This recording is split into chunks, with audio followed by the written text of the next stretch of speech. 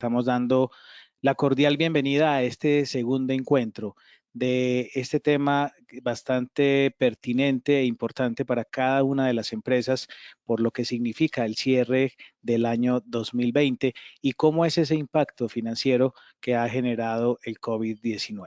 Para ello, como lo hicimos en la primera sesión, contamos con el acompañamiento profesional del doctor Raúl Menco de la firma Auren, que es precisamente el encargado de guiarnos por esa tarea difícil de identificar esos impactos financieros. Así que sin más preámbulo, les damos la cordial bienvenida y los dejo en compañía del doctor Raúl Menco. Buenos días, doctor. Muy buenos días para todos, muchas gracias nuevamente a la Cámara y vamos entonces el día de hoy a terminar esta segunda parte de la presentación de lo que es el impacto financiero que ha tenido en el cierre de Coatener para el cierre de 2020, todo ese impacto por el COVID-2019. En la anterior sesión habíamos visto lo que era valoración y deterioro de inversiones, lo que era todo instrumentos financieros. Miramos lo que era también el deterioro de cuentas por cobrar y la metodología que debía aplicarse en ese deterioro de cuentas por cobrar, la parte de deterioro de inventarios y finalizamos el punto 4, donde es la prueba de deterioro por activos fijos y la parte de intangibles. Vamos entonces hoy a continuar con nuestro temario y procedo a continuar con lo que es inicialmente lo que es el análisis de lo que va a pasar con los pasivos estimados y provisiones. Un poco recordando o repasando lo que trata esta norma, esta NI 37 y esta sección 21 de pasivos estimados y provisiones. Un poco lo que trae esta norma y no se limita solamente a la respuesta que recibimos del área jurídica. Y con base en esa respuesta que recibimos del área jurídica, entrar a calificar a ver si hay un demand, si hay una demanda y un litigio, una contingencia. No, vamos a mirar que también hay otros conceptos de pasivos estimados y provisiones.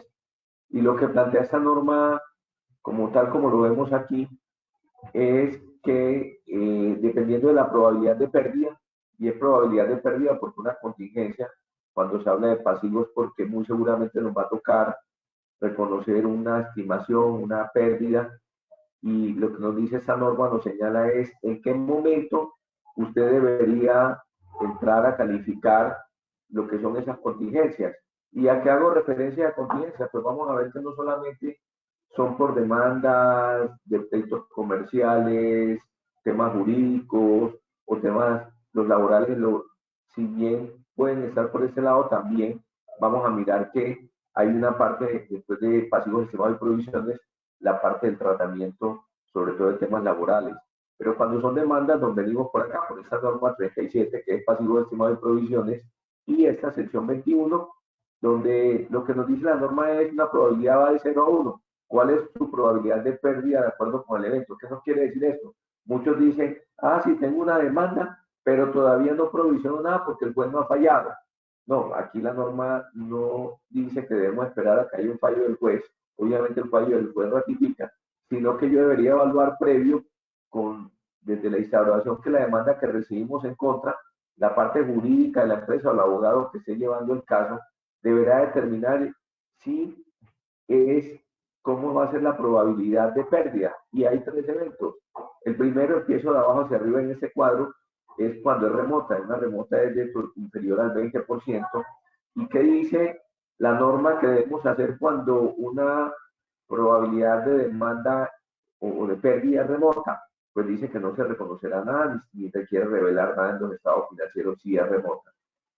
Pero si es eventual, esto ya superaría, estaría entre un 21 y un 50%. Dice que no se requiere reconocer provisión, pero se debe revelar ese hecho en los estados financieros, las notas de los estados financieros se debe hacer una revelación.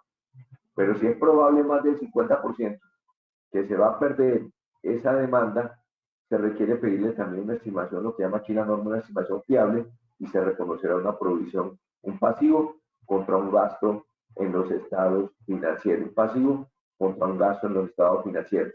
Les decía que no necesariamente este proceso de reconocimiento de pasivos estimados y provisiones está relacionado con demandas.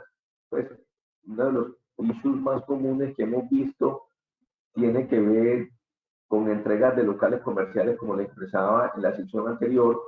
Esa entrega de locales comerciales generó que muy seguramente yo tuviera que pagar la penalidad y en algunos casos dicen o me paga todo el contrato que falta o establece una cláusula de penalidad, como es este caso que vamos a ver aquí, donde dice que la compañía EBC, debido al cese de operaciones causados por el COVID-19, decidió dar por terminado el contrato de arrendamiento de la bodega alterna, cuyo canon mensual es de 5 millones de pesos. O sea, tiene una bodega, dice, vamos a finiquitar este contrato, vamos a terminar este contrato, y así las cosas, pues al finiquitar el contrato, como se vuelve un tema unilateral, ¿qué ocurre? Pues al finiquitar el contrato y ser un tema unilateral, pues entonces muy seguramente el arrendador le dice, bueno, pero o me paga el resto del contrato, y dice que a ese contrato le faltaban 8 meses.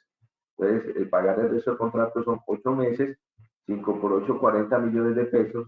No obstante, los contratos tienen una cláusula penalidad, pues que es la de permanencia y que se penaliza si termina anticipadamente. Usualmente es con 3 meses del canon de arrendamiento. Eso fue lo que ocurrió acá.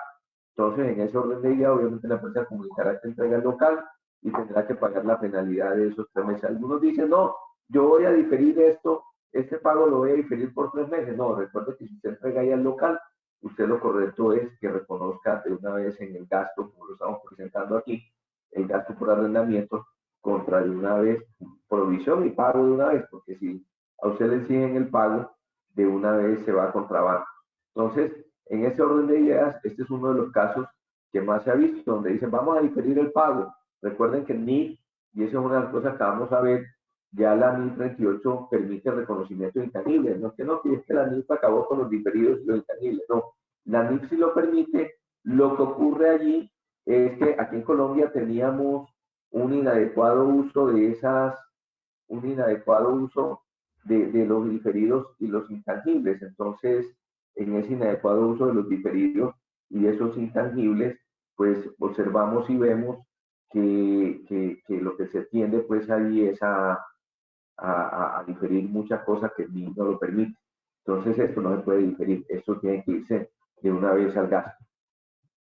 Veamos otro caso, que ya este sí es el otro caso pues también que se puede presentar, y dice aquí que la empresa XYZ se dedica al sector turismo y debido al cese de las operaciones causado por el COVID-19, despidió a 30 guías turísticos sin el pago de las respectivas indemnizaciones, pues muy seguramente que le va a llegar la demanda, porque en todos los casos, si ustedes vieron lo que tiene que ver con el Ministerio de Protección Social, como se llama ahora, dijo que no se podían hacer despidos y que obviamente muchos argumentaron, pero si se hace la operación, ya tendría que argumentar un tema de fuerza mayor, pero la tendencia fue a que no se podían hacer despidos, que llegaran a acuerdos. Ahorita vamos a mirar qué pasa cuando se llega a un acuerdo de largo plazo. Muchas empresas cesaron operaciones abruptamente, como lo que le pasó al sector turismo, y es un sector pues, que apenas se estaba medio reactivando. Entonces, en ese orden de ideas, dice que le llegó la demanda al jurídico donde los empleados demandaron que la probabilidad de pérdida es de 250 millones de pesos y aquí no hay otra cosa sino que reconocer de una vez ese gasto por indemnización a los empleados y reconocer por lo menos si no tiene la caja el concepto de la demanda. Así las cosas, pues aquí no hay otra sino, ni siquiera tiene que esperar que el juez falle, ¿no? No, que estoy esperando a que el juez vaya a ver si pierde.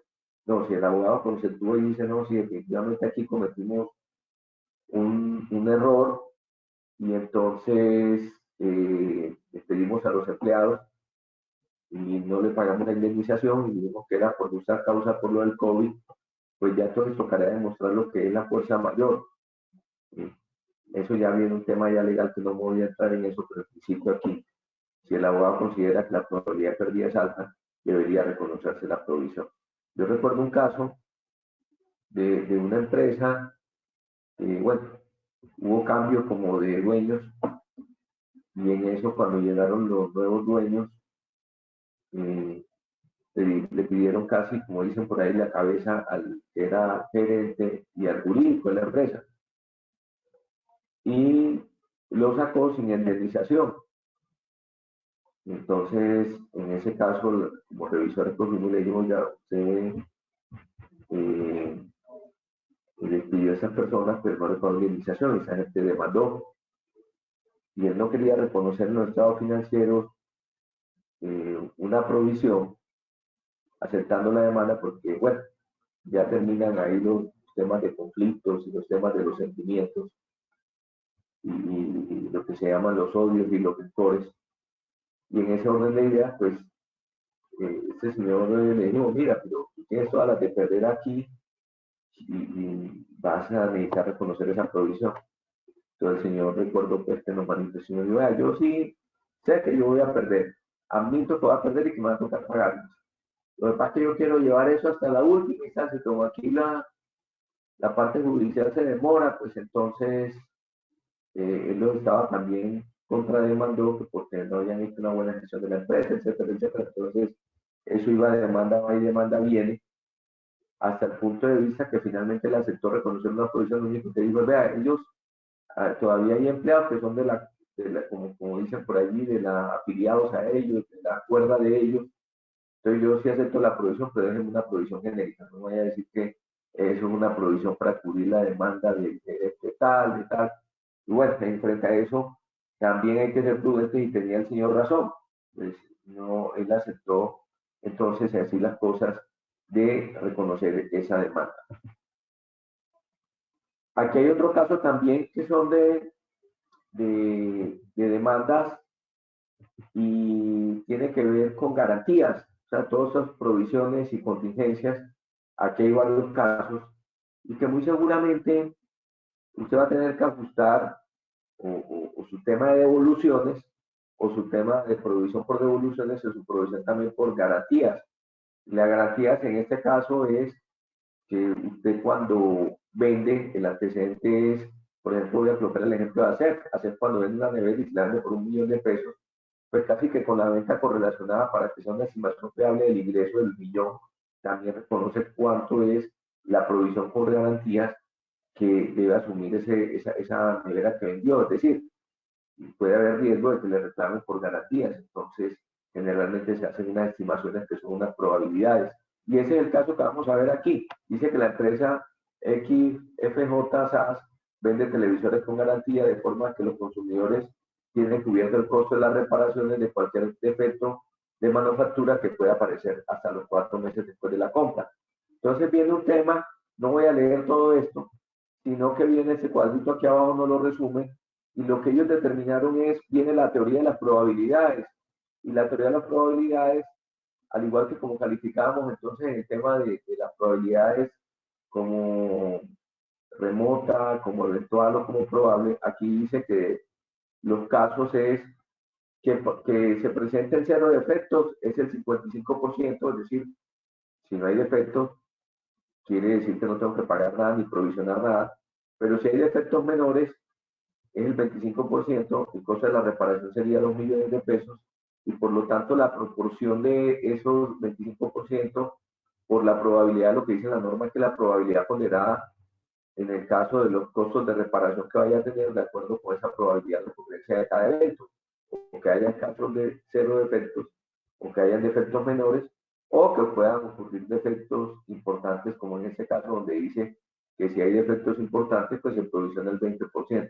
Conclusión, ¿qué es la provisión que debería constituir de acuerdo con lo que plantea la norma? Pues provisione la probabilidad ponderada de pérdida, el 25% de los 2 millones de los defectos menores me da 500.000, el 20% de los 7 millones que son defectos importantes me da 1.400.000, y por lo tanto ahí tengo el total de defectos, sería la provisión de 1.900.000. ¿Cómo se registra eso?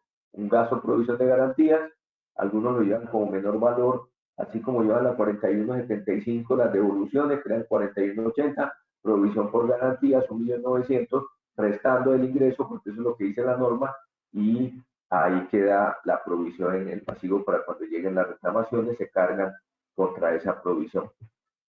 Vamos a mirar entonces que hay un tema también que se presenta y es cuando, y puede darse mucho, por allá en alguna parte, si no estoy mal, de la Biblia dice que usted no salga nunca, no sea ni codeudor, ni fiador de ninguno.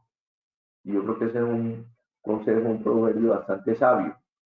¿Y qué pasa? Que a veces usted como empresa o como persona sale de codeudor o de fiador y les pueda preguntar que levanten la mano los que han tenido que asumir deudas o como codeudores o como fiadores, y seguramente van a decir la mayoría hemos asumido, entonces la recomendación es que no.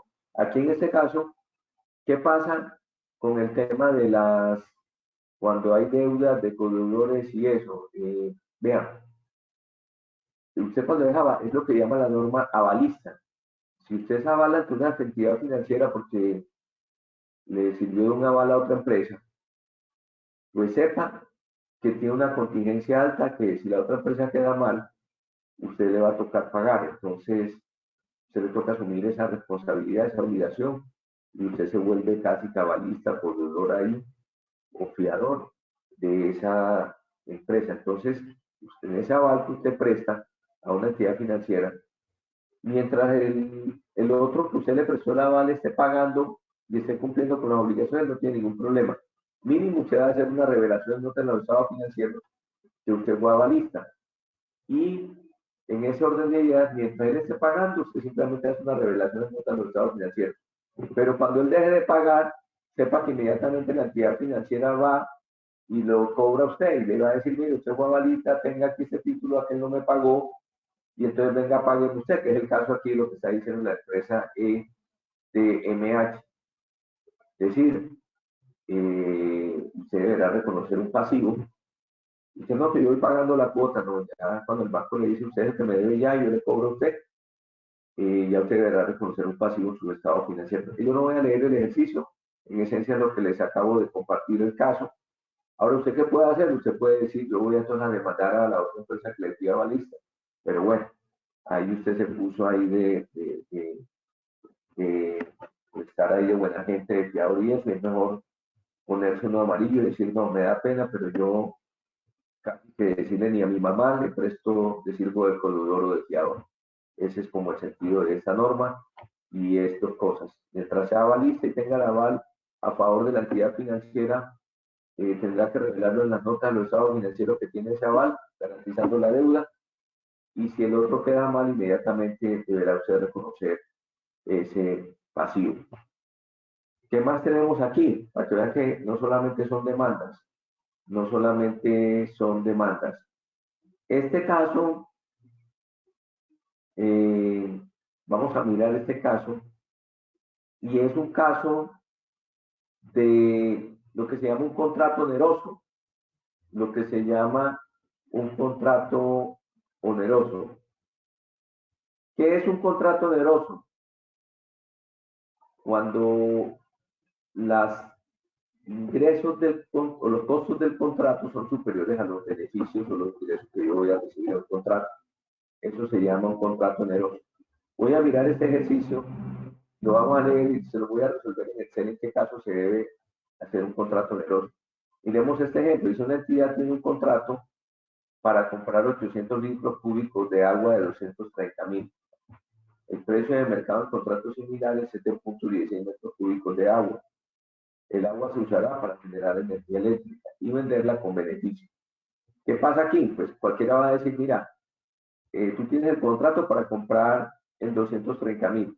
Si tú fueras a vender eso en el mercado por 160.000, pues ¿qué va a pasar? Pues vas a perder la diferencia, que en este caso sería 70.000, y por lo tanto, si esto fuera un contrato oneroso, me voy a ir a un Excel que tengo por acá para explicarles la situación de cuándo se considera un contrato oneroso y cuándo no es un contrato oneroso. Entonces, si lo miramos aquí por este lado, voy a seguir aquí en los ejercicios que estábamos haciendo ese día, que se considera un contrato oneroso. Entonces miren lo que nos dice allá, pues un contrato oneroso. Ahí están viendo la pantalla en Excel, ¿cierto? Me confirman ahí en la cámara si están viendo la pantalla en Excel, por favor. Claro que sí, doctor Raúl. Bueno, muchas gracias. Entonces tenemos un contrato oneroso, lo que nos están diciendo aquí, ya.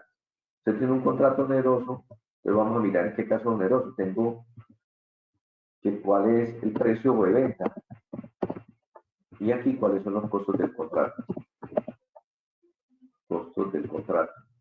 Me están diciendo en el caso 1, que es el caso que se está analizando allí, lo que me están diciendo es, vean, su precio de venta son 160.000. Y los costos de ese contrato,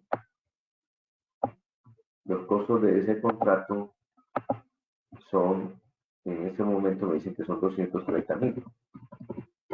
Si yo hago la diferencia entre el precio de venta, la pérdida, pues, que podríamos decir en ese contrato, estamos hablando de 70.000. Pero entonces acá hay un caso donde me plantean lo siguiente. ¿En qué caso es oneroso? Pues aquí podríamos decir que es oneroso.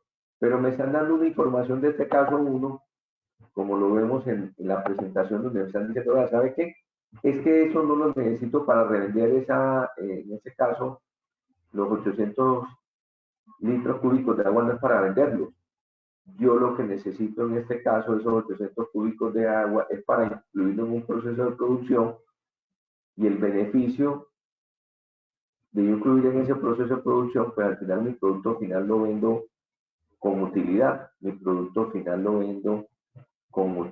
Esto está amarrado un poco a esta normita que vimos en inventario, que muchos no se logra entender, pero que tiene que ver con esta norma. Que cuando vimos el caso de los inventarios, dice, no se rebajarán las materias primas y suministros, y que es el agua en el caso del contrato, es una materia prima suministro, siempre que se espere que los productos terminados sean vendidos al costo o por encima del mismo. Aquí no un producto terminado, sino que en este caso que nos están planteando aquí, nos dicen que el producto final, los beneficios económicos del contrato incluyen los beneficios de usar el agua. Entonces, dice que el producto final que yo voy a vender, la electricidad que va a producir con esa agua, dice que se va a vender con beneficio. Entonces, por lo tanto, el contrato no es oneroso. Esa es la exclusión para decir que ese contrato no es un contrato oneroso. ¿Por qué no es oneroso? Entonces decimos, no es oneroso y por lo tanto no hay que registrar, no hay ajuste porque el producto final, porque la electricidad se vende con beneficio.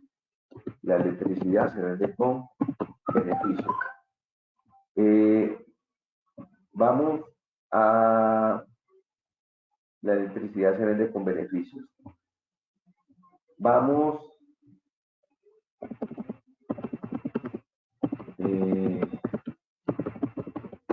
a mirar qué caso no sería. Pues obviamente si yo lo tengo el caso 2, es este mismo caso, pero esto es para la reventa. Si es para la reventa, en este caso, si yo voy a vender esa agua, pues es el mismo caso. Simplemente aquí me tocaría hacer un ajuste al contrato. Y ese ajuste al contrato se va directamente a resultados. Eso no se puede diferir.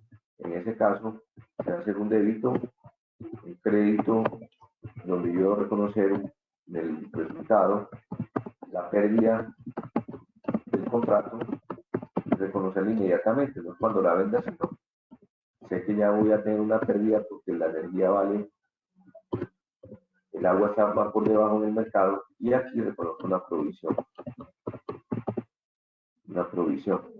por los 70.000 también.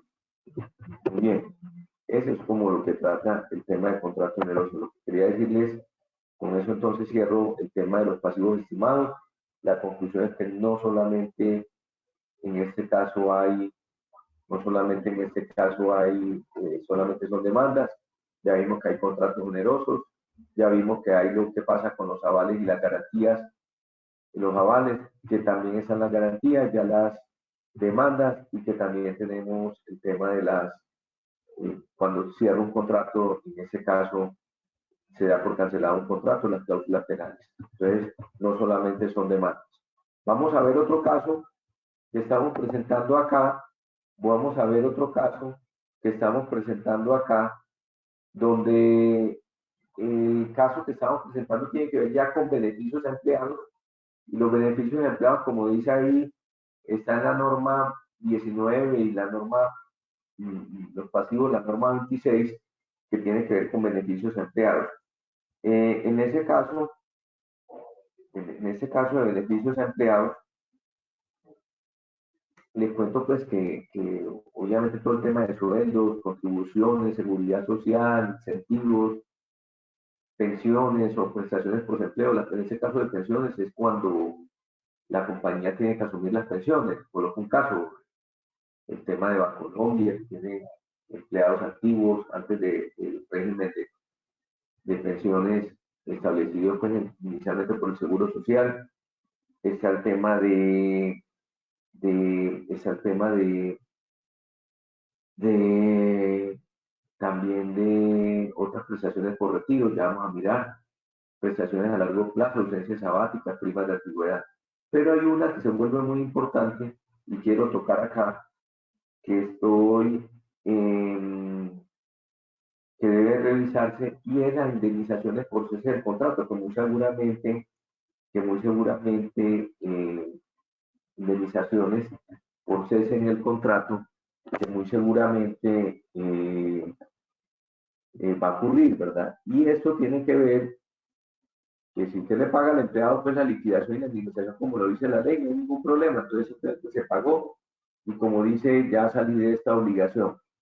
Pero el caso típico, lo que plantea aquí la norma, es que los beneficios a los empleados, dice el principio que subyace todos los requerimientos detallados en la norma 19 y 26, la norma 19 y 26, norma internacional de contabilidad, dice que el costo de proveer de todos los beneficios a los empleados debe ser reconocido, en el cual el beneficio es ganado por el empleado, más no cuando se paga. Es decir, aquí hay un principio que es el principio de causación y no el de caja. ¿A qué me refiero con eso? Que ya he visto casos, y lo voy a traer aquí a colación, un ejemplito que utilizábamos mucho con el tema de NIF, y era cuando yo hago un acuerdo con el empleado. Es decir, yo tengo la obligación usualmente, me dice, si usted va a liquidar un empleado y le va a pagar la liquidación, casi que el empleado dice, listo, págame y terminamos la obligación. Pero no necesariamente es así. Y hay unos, como lo estoy mostrando aquí en la pantalla y se ve en la pantalla, que se llaman las famosas prejubilaciones, O también puede ser un acuerdo privado donde usted acordó con una persona de, de, de cesar decir, mira, la situación está mala, la situación del COVID se nos lleva a reducir las operaciones, de pronto a ti te faltan cierto tiempo, 25 meses para la jubilación, lleguemos a un acuerdo, yo no puedo seguirte, pero lleguemos a un acuerdo, pues, o le dicen al empleado también, ya hoy en día, pues, a veces si hay compañías que lo hacen, prejubilan a los empleados, es decir, que faltan 18 meses, 25, a veces hacen la evaluación del empleado y dicen, no, ya este empleado a futuro simplemente no me está dando el rendimiento que quiero. Hablemos en términos de fútbol, pues como dicen los técnicos, el jugador no está en mis planes. Entonces, cuando no está en el plan, le toca buscarle otro equipo, o le dice a otro equipo, tómalo en préstamo y yo le termino de pagar, tú le pagas una parte del sueldo y yo le pago el otro. Aquí en ese caso lo que acuerdan es, bueno, venga, lleguemos a un acuerdo, y lo que pasa es que ese acuerdo se vuelve de largo plazo. como el empleado ya no está prestando servicio, entonces no tiene sentido yo de reconocer el gasto cada vez que le pago. Vamos a mirar en ese caso el empleado A. El empleado A llega a un acuerdo y le dice que le faltan 25 meses para la jubilación. Entonces, a veces resulta peor pagarle una indemnización que llegar a un acuerdo con el empleado. Entonces le dice, mira, vamos a hacer lo siguiente.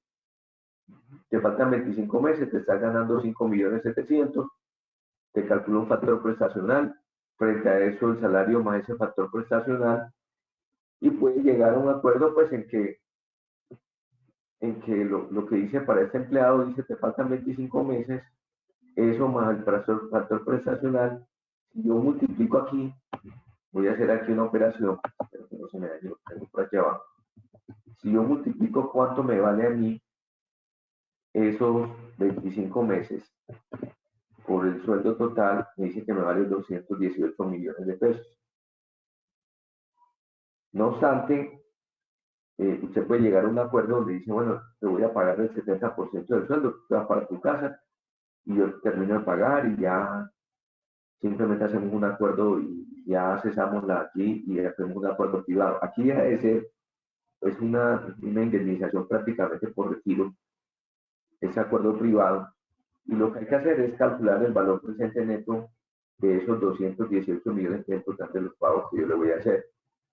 El valor presente neto me da generalmente una tasa de mercado, el 1% lo estoy descontando, y eso me da 192 millones de pesos con este señor. ¿Qué va a pasar con este señor? Pues fíjense que me toca hacer con este señor de una vez, voy a hacerlo aquí únicamente para el empleado A.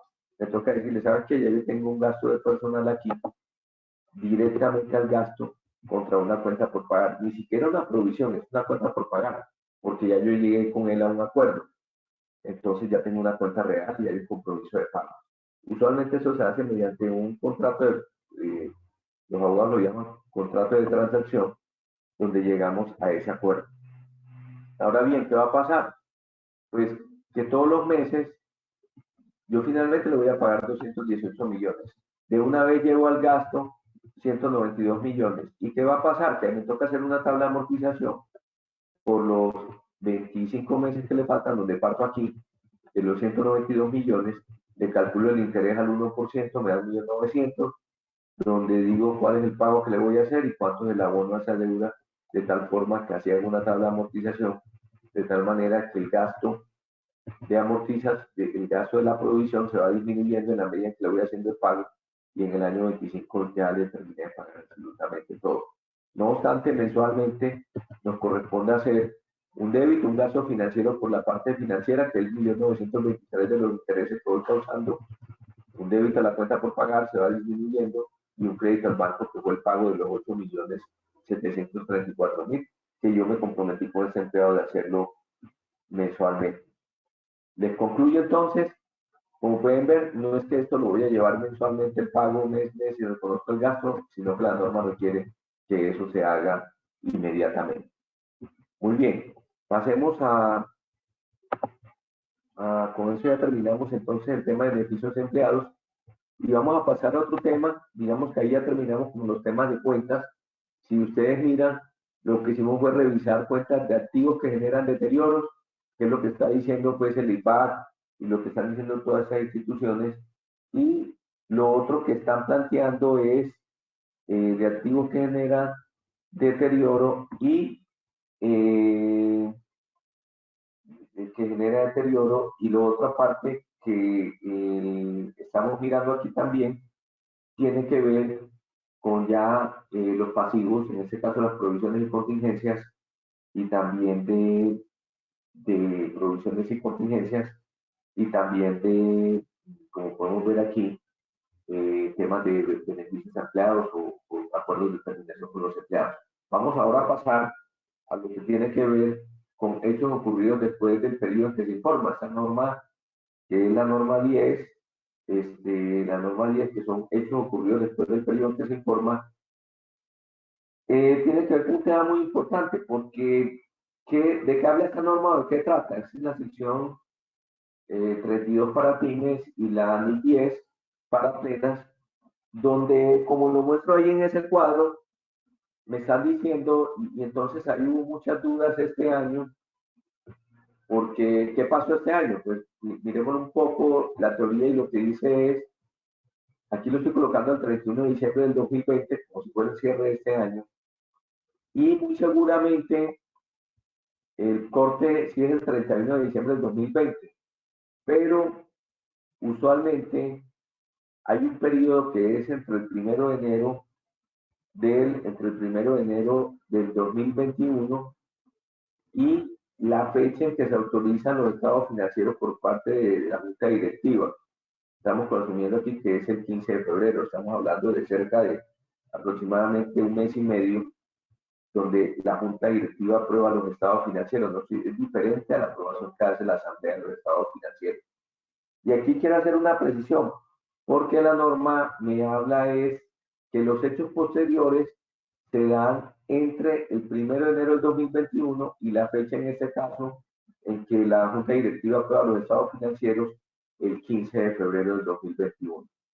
¿Qué pasa en esa fecha? Pues dice, aquí pueden ocurrir una serie de eventos que son dos clases de eventos, unos eventos que son ajustables y otros eventos que son no ajustables, eventos que son ajustables y otros eventos que no son ajustables. Y vamos a ver dos casos, pero antes de ver los casos, les voy a colocar eventos que son ajustables. Por ejemplo, que aquí en ese periodo, por allá el 25 de enero, cuando abrieron los juzgados, la compañía fue notificada de una demanda que el abogado había dicho aquí antes del cierre que la iban a ganar y por eso no se realizó ninguna provisión. Es decir, calificó esa demanda como probabilidad remota de pérdida como remota. No obstante, cuando llegó el juzgado, allá el juez le dijo allá, y eso puede ocurrir, ahí sí pues, miren, en ese tema de juicio, eso es muy complicado, ¿cierto? Y aquí dicen que la justicia en Colombia, y esta semana nomás tuvo una reunión con un cliente que le pasó algo, y dice que la justicia en Colombia no es una balanza, sino una desbalanza, y que ustedes mismos encuentran que la corte es un día sobre un mismo tema o sobre un mismo caso, un día dicen que ocurre como con la DIAN, un día dice que sí, otro día dice que no. Y así suele ocurrir. Entonces, digamos que si el abogado lo hizo, ahí hay dos cosas como para mirar, ¿verdad? Si el abogado hizo a criterio y cumplió con lo que establece su criterio, su juicio profesional y dijo, no, aquí están todos los argumentos y esa demanda se va a ganar porque aquí hay una sentencia de, no sé, busca una sentencia por allá donde ya cosas juzgadas, etcétera, etcétera. Y si de pronto por aquí había razón, ese mismo que había emitido la sentencia corrige la sentencia y dice que pierde y el juez dice, ah, bueno, perdiste, pues ahí qué va a pasar, pues simplemente ya tiene que reconocer una pérdida. Pero esa pérdida entonces de este año 2021, no, ese es un evento ajustable y tocará reconocer eso en el 2020. En el 2020. ¿Cuáles son eventos no ajustables? Cuando de pronto en el 2021, eventos no ajustables, ¿no? Que se incendió la empresa y se incendió, es que cayó ahí un globo de esos ahí, un señor allá, ni siquiera para no ponerlo pues, allá celebrando ya el Día de los Magos, en enero, por allá el 6, el Día de los Magos celebrando eso, entonces cayó un globo allá a la fábrica, la quemó y entonces eso fue un evento que un evento no ajustable porque eso fue externo a que cayó ese globo, entonces la pérdida será en el 2021, pero implicará hacer el reconocimiento en nota a los estados financieros de que eso ocurrió. Esos eventos no ajustables se revelan, pero no requieren ajuste. Bueno, el ajuste se tendrá que hacer en el año 2021. Estoy hablando del corte de los estados financieros en eso del impacto financiero que va a tener en el 2020. Que es que en esos días ha habido muchas lluvias y en un huracán inundó la planta y se dañó la mercancía, pues es una pérdida del año 2021, no tengo que ajustar los estados financieros del 2020. Y hay otro que les voy a colocar aquí en un ejemplo. Miremos estos dos ejemplos de hechos que implican ajustes. Dos ejemplos de hechos que implican ajustes. Aquí es el caso que les mencionaba. Al 31 de diciembre del 2020 se tiene una demanda laboral en contra de la compañía por valor de 27 millones y el abogado calificó la probabilidad de pérdida, la considero eventual, lo cual significa que debe hacer una revelación en las notas a los estados financieros. Sin embargo, el 15 de febrero del 2021, el área jurídica fue notificada por parte del juzgado municipal que esa demanda fue sentenciada en contra de la empresa. Por lo anterior, se verá provisional en el año 2020 el valor correspondiente a la demanda y hay que hacer, como usted todavía no ha presentado los estados financieros y no los ha aprobado la junta directiva, implica hacer un PIG, gasto de una demanda por 27 millones contra una provisión de una demanda laboral por 27 millones de pesos. Ese es el primer caso. Ese es el primer caso. Entonces, si vemos todo lo que caiga aquí, que sea de eventos ajustables, de temas que ya venían y que simplemente de pronto por el juicio de los jurídicos no se había hecho, se debe reconocer ahí. Por ejemplo, un caso también que se da común y era cuando usted tiene activos, como lo vimos en deterioro, que de pronto dije voy a vender aquí un activo, pero como ese activo, para no registrar la pérdida del año 2020, tengo un edificio y el valor del el libro que lo tengo es el valor del avalúo y me vale 200 millones de pesos. Necesito la plata, necesito venderlo y lo que me ofrece son 150 millones de pesos. Entonces usted dice, no, voy a esperarme allá a enero del 2021, necesito pagar las cesantías allá el 10 de enero, el 10 de febrero, perdón, y es con esa plata. Entonces usted consigue el edificio aquí en 150 millones de pesos y entonces va a reconocer una pérdida allí, pero lo que dice la norma es que usted debe haber tenido un deterioro, como lo vimos en la sección anterior, y reconocer un deterioro por 50 millones de pesos, por lo tanto le obliga por ese hechos posteriores a reconocer esa ajuste en el año 2020. Yo creo que usted va a decir, eso es muy difícil, etcétera. Bueno, yo le estoy diciendo lo que la norma usualmente pide y lo que ha requerido frente a eso. Miremos este otro casito, y es que la entidad AA encuentra que el 15 de febrero del 2021 un error en la contabilización de una operación correspondiente al ejercicio 2020. ¿Será necesario hacer un ajuste? Claro que sí. Ah, es que me encontré ahorita pues que el 15 de febrero todavía no, y encontré que la depreciación no era, cuando el auxiliar allá contable digitó la depreciación, en vez de colocar los 1.000 millones del gasto, se le olvidó un cero, tuvo un problema ahí, le faltó un cero y quedaron 100 millones de pesos. Sí, tengo un error de 900 millones de pesos. Y cuando estaba revisando allá las cifras, encontraron ese 15 de febrero que estaba ese ajuste. Entonces, eso se debe corregir y se alcanza a ajustar todavía como ajuste del 2020. ¿Y cuál caso no implica ajuste? Vemos aquí entonces el caso típico de, por ejemplo, de lo que pasa con las acciones. Se nos ocurrió por dar un ejemplo que Copetrol cerró en diciembre 31 del 2020, cierra la acción en 2.000 pesos y de pronto allá se cae 1.200 los primeros días de enero. Entonces, eso se considera un evento que hay que informarle en las notas, pero no se ajusta, como dice aquí. La inversión tenía una inversión por valor de 105 millones y por el aislamiento obligatorio, pues el valor del mercado de esas acciones cayeron a 80 millones de pesos. En este caso, debe hacerse un ajuste por la diferencia que serían los 25 millones de pesos. Tendrá que contabilizarse, perdón, este ajuste esto no es ajustable, esto se debe revelar que el precio ha caído y simplemente se contabilizará la pérdida en el 2021, porque es un tema del mercado, no es un tema interno de la empresa.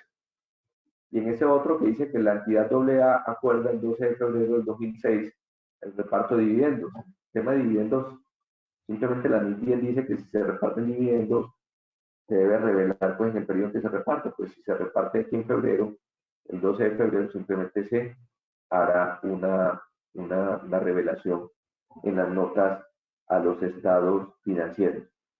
Muy bien, termino con eso, ya lo de eventos posteriores. Espero que sea claro qué ocurrió en ese año 2019, que cuando entró el COVID, pues obviamente hay dos temas, ¿cierto? Los que ya habían hecho la junta directiva, pues simplemente ya terminó la junta directiva Póngale que los decretos del gobierno salieron en marzo. Entonces, en ese orden de ideas, la autorización de los estados financieros por parte de la Junta Directiva, en este caso ya estaban aprobados, no les requería hacer ningún evento posterior. No obstante, lo que no habían hecho la Junta Directiva y lo hicieron por allá en marzo, para la Asamblea en febrero, si tuvo algún impacto, debieron haber hecho la revelación y el ajuste. Eso es como lo que plantea y lo que dice esta norma. Ahora bien, vamos a otro caso que es lo de negocio en marcha. Negocio en marcha es una evaluación que se debe hacer, así lo establece en un principio, y en esencia lo que dice este principio de negocio en marcha es que usted va a hacer una evaluación y también así lo establece, lo pide el IPAC y las normas de contabilidad y las normas internacionales de auditoría, que usted debe hacer una evaluación de este principio de negocio en marcha. Y dice que para saber si una compañía tiene negocio en marcha, usted debe evaluar unas condiciones y unos hechos. ¿Qué es el tema de negocio en marcha?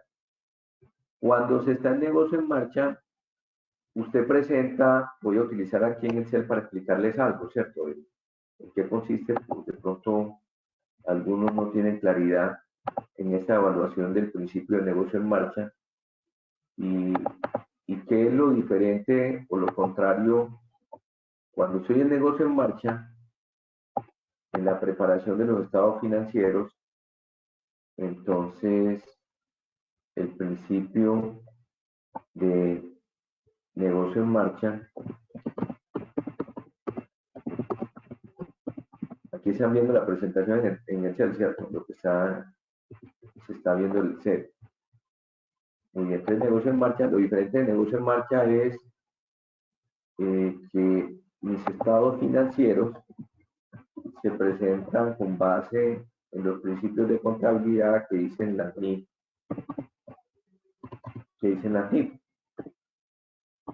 ¿cierto? Es decir, usted puede utilizar, en el caso de la NIF, para preparar los estados financieros, puede utilizar el costo, puede utilizar el valor neto de realización, puede utilizar el costo de reposición o puede utilizar el valor presente neto. Esas son las diferentes fuentes de valoración cuando estoy en negocio en marcha. Entonces mi estado financiero bajo NIF lo presento bajo costo, valor neto de realización, costo de reposición o valor presente neto. Puedo utilizar las opciones, lo que me diga cada norma. Por ejemplo, la inventario que veíamos dice que puede ser al menor entre el costo y el valor neto de realización. Entonces hoy mire que son dos de los usos que dice. En el caso de los activos fijos puede ser el costo, el valor razonable o el costo de reposición, ¿cierto? El valor de un instrumento financiero a valor de mercado, valor razonable con cambios en P y G, pues puedo utilizar el valor presente neto. Así las cosas, este es el fundamento del principio de negocio en marcha. ¿Qué es lo diferente de negocio en marcha? Que la empresa decida la liquidación, Entonces los estados financieros en liquidación, pues lo único que me permite para presentar aquí los estados financieros es bajo valor neto de realización. Es el valor neto de una empresa en liquidación. Los estados financieros se presentan a su valor neto de realización. Eso es como lo que establece el principio de negocio en marcha. ¿Queda claro? Pues espero que quede claro. Eso es. Es decir, si usted va a unos inventarios, no puede utilizar el costo, tiene que dividirlo al valor neto de realización, lo que veíamos. Si estoy liquidando una empresa y mi inventario se ha deteriorado, como lo que les contaba ayer no, adquiere en la sección anterior, lo de los termómetros, ¿cierto? Que en su momento lo importaban como en 150.000 y que ya valen 59.000 pesos.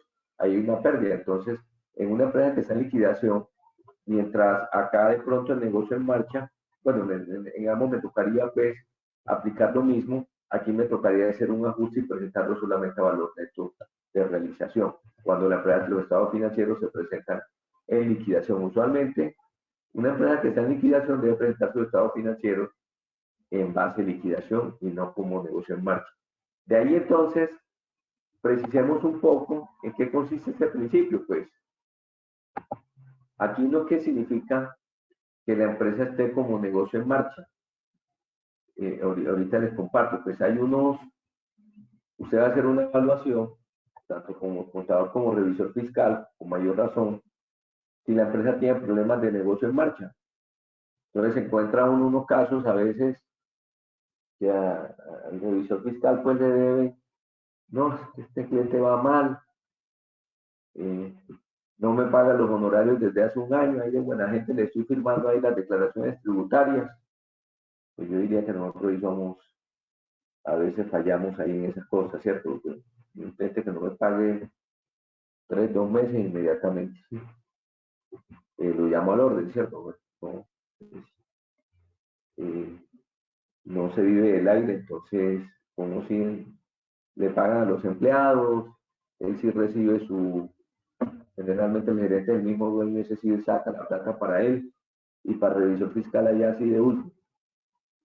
Y entonces revisor fiscal, la situación crítica y ni siquiera ninguna calificación, o por lo menos un párrafo de énfasis así se puede manejar de negocio en marcha. Aquí, ¿qué es lo que dice la norma? Pues que hay unos indicios, aquí como lo presentamos, como lo vemos, que hay unos indicios, y en esos indicios encontramos lo siguiente, pues usted tiene una posición patrimonial negativa, hay empresas que tienen posiciones patrimoniales negativas, y es que están en causal de disolución, y a veces ni decimos que están en causal de disolución, entonces es una noticia diciendo que tienen patrimonio negativo, y eso significa que las deudas son mayores que los activos, y en ese caso, pues, todos estos son indicios que yo debería revelar y hacer una noticia. Miramos un ejemplo.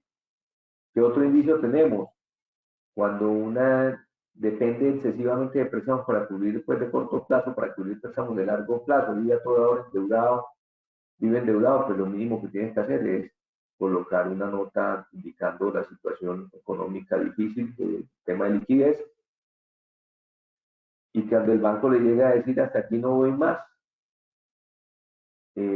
hasta aquí no voy más, pues los bancos suelen ser así, ¿no?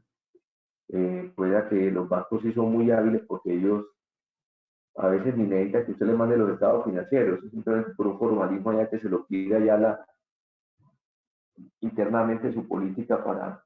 Pero yo recuerdo pues una anécdota, ya que estamos hablando de los bancos, no indicando recursos de mi hija a Bancolombia. Yo recuerdo una anécdota con los bancos donde en algún momento me decía, hacíamos una cantidad de ajustes NIF.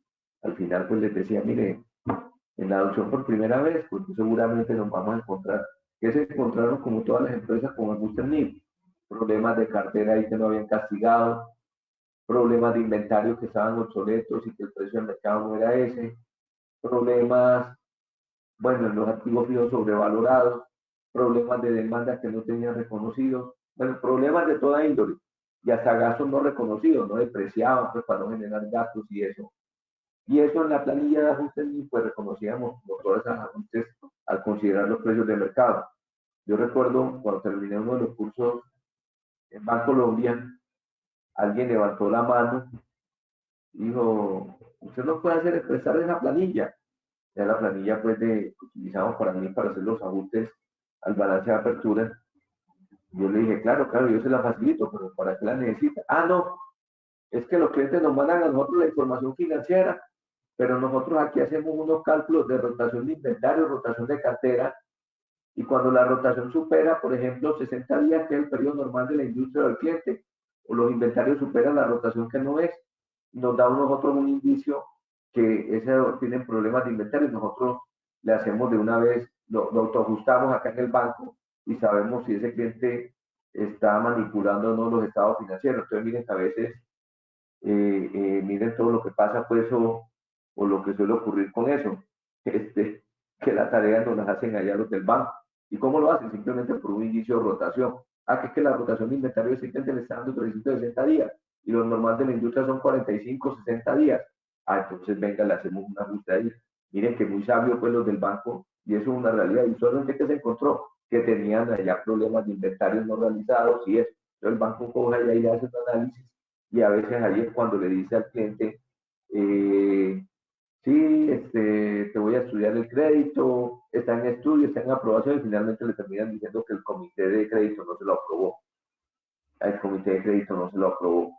Entonces eso pasa como en este tema de negocio en marchas, y sobre todo los que son revisores fiscales, pues los que son contadores, pues no, ¿qué les toca hacer? Pues ellos ya saben y ellos dependen de la empresa y dependen del dueño, pues del cliente. Pero los que son revisores fiscales, ahí sí yo les recomiendo que yo me acuerdo una frase cuando empecé a trabajar y había un socio de una firma donde trabajaba, que era el líder de la práctica de auditoría. Y yo recuerdo pues que cuando él veía un cliente que iba mal, decíamos, le decía ya al gerente a cargo del cliente, le decía, ya ve, retírate de ese cliente, tenía todos esos problemas que vamos a mirar a qué, dificultades, demanda, problemas de caja.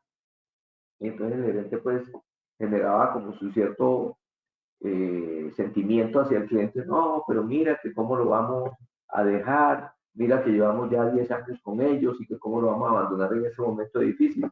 Recuerdo una frase pues que mencionó este señor y dijo ahí, mira, dile que en estos casos son como las amistades, ¿verdad?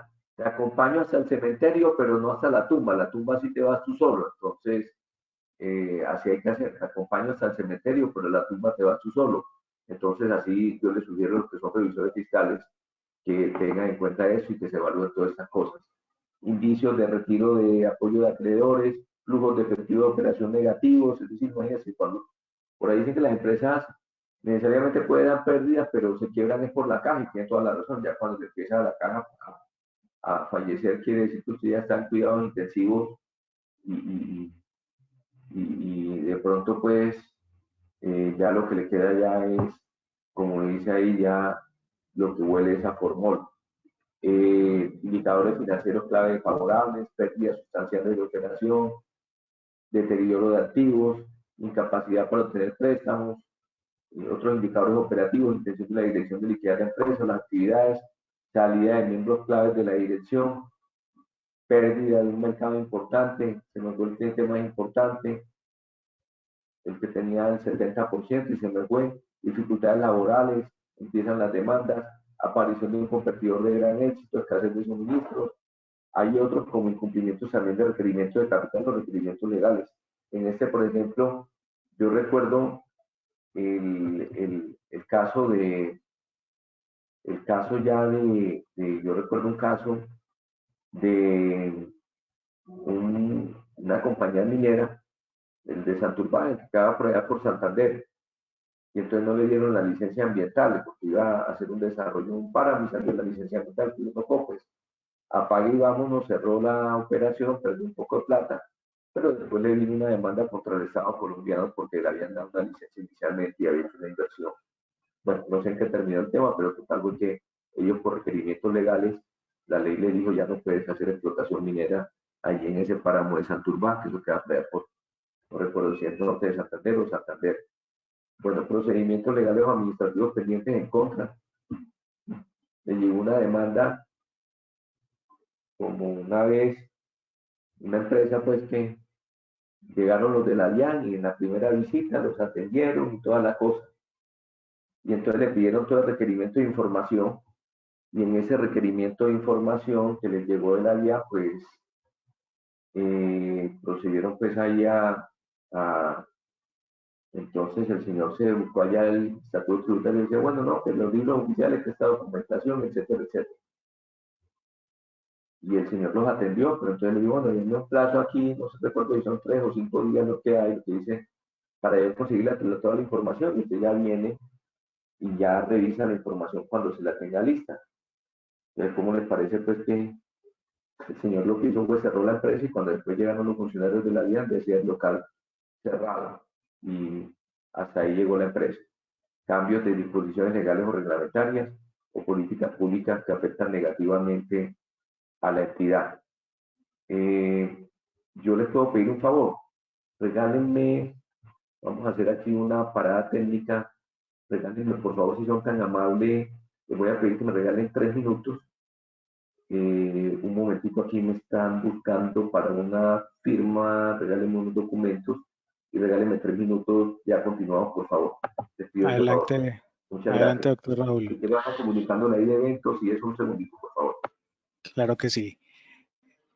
Entre tanto, mientras que el doctor Raúl resuelve su situación, les quiero reiterar la invitación muy cordial para que ustedes nos sigan a través de nuestras redes sociales. Estamos como Cámara de Comercio Aburrasur a través de YouTube, de Facebook, de Instagram y de Twitter. Ustedes nos pueden encontrar, allí van a estar al tanto de cada una de las actividades que la Cámara tiene para ustedes, igualmente conocer las campañas que lidera la Cámara mes a mes. Igualmente, invitarlos a que estén muy conectados con nuestro sitio web cámaraaburrasur.com, donde van a encontrar toda la información también pertinente para cada una de sus organizaciones.